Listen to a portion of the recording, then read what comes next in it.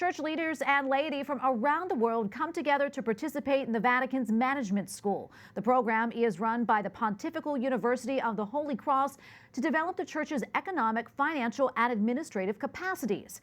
It's the third year for the course, and this year, the school has a record 50 students attending.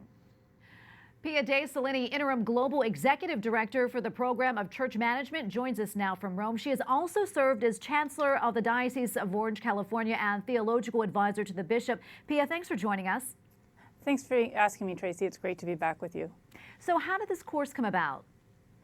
So it was at the request of the Holy See several years ago. There was a clear need for transparency, accountability, and responsibility. So Santa Croce, the Pontifical University here, was approached, and the university went to different professors internationally and donors, and we started this program about 3 years ago with the initial phase, what we call the startup phase. We're beginning now the last cohort of students, and they go through a certificate program covering themes from ethics, finance, management, project management. So some very practical skills to help steward the treasures of the church, the material wealth of the church. Pia, I know you're an alum of the course. Through your personal experience, have you seen a difference in the church's financial management? I think that's something that it's a work in progress, quite honestly, and it depends region by region. There are different standards. Some of my classmates said, well, why would we be transparent about where our churches are? The last time we did that, they were burned down by the Muslims.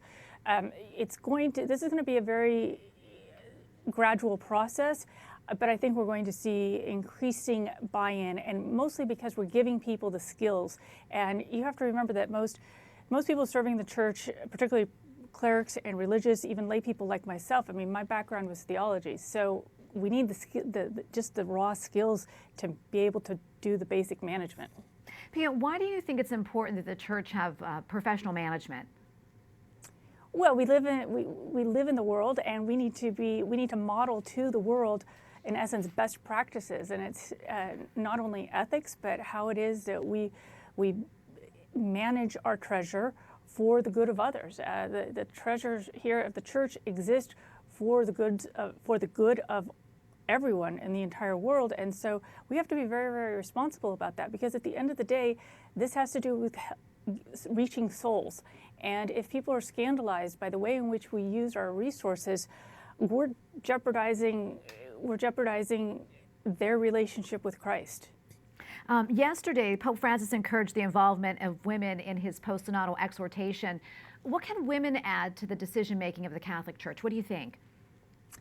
I'm on that question. I think we really need to be having a broader conversation. It's not just the decision-making within the Catholic Church. The Catholic Church, the mystical body of Christ, is not just the four walls of our parish church or of the chancery or even of the Vatican. It's the world, and it means the role that each one of us plays in the world.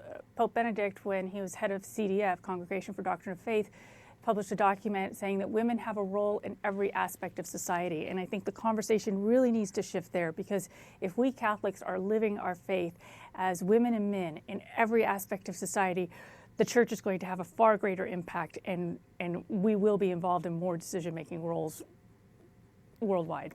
Pia Solenni, Interim Global Executive Director for the Program of Church Management. Thanks again. Great to be with you.